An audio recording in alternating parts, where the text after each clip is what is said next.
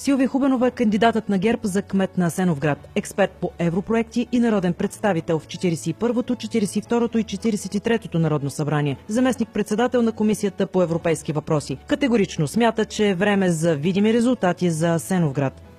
Приоритетите на Силвия Хубенова и нейният екип – европроекти, младежки политики и спорт, туризъм.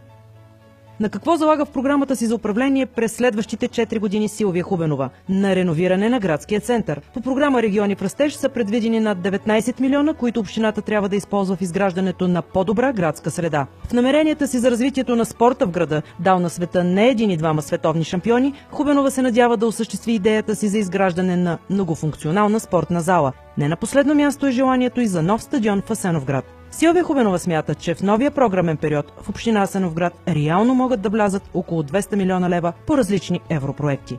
Силвия Хубенова залага на младите. Те ще бъдат нейния коректив през целия 4-годишен мандат.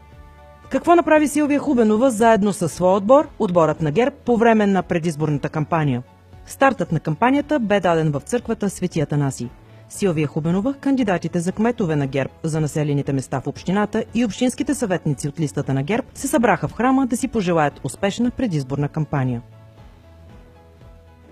Винаги започвам кампания с много добри чувства и с желание за победа, защото иначе човек не си струва да се впуска в тази битка, ако няма желание да бъде победител. Виждате, че тук има толкова много хора, които са дошли да ни подкрепят. Решихме, че е знаково да започнем кампанията си в църквата с молебен за здраве и за успех, защото мисля, че всички ние трябва в тази кампания да бъдем толерантни, да бъдем добронамерени към противниците си и мисля, че мястото, в което това най-добре се усеща и те зарежда, е църквата. Кандидатите на ГЕРБ се срещнаха с възрастните хора в село Леново по повод Международния ден на възрастните хора. Бяха на молебен в параклиса Света Богородица до село Червен.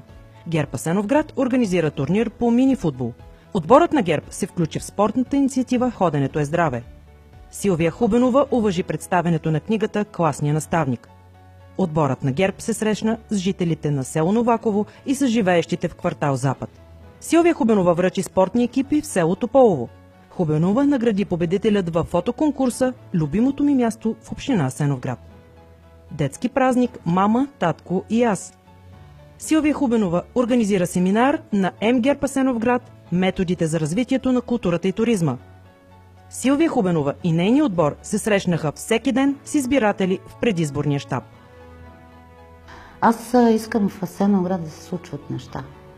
Този град, който се намира на уникално място, да бъде представен, презентиран, показан по най-добрия начин и направено всичко младите хора да останат в него, да гледат там децата си, да се чувстват в една защитена и добра среда. И формулата, според мен, е наистина работа в екип, хора съмишленици, които аз имам около себе си, и много работа. И не на последно място, знания за нещата, които биха допринесли ресурс финансов извън този на общината. Твърдя, че знам доста за европейските проекти. Това са само част от срещите, които реализира отбора на ГЕРБ. Той може още, но асеновградчани трябва да му гласувате доверие. Повярвайте им, изберете номер 12 в бюлетината и дайте шанс на отбора на ГЕРБ за видими резултати за Асеновград. Време е!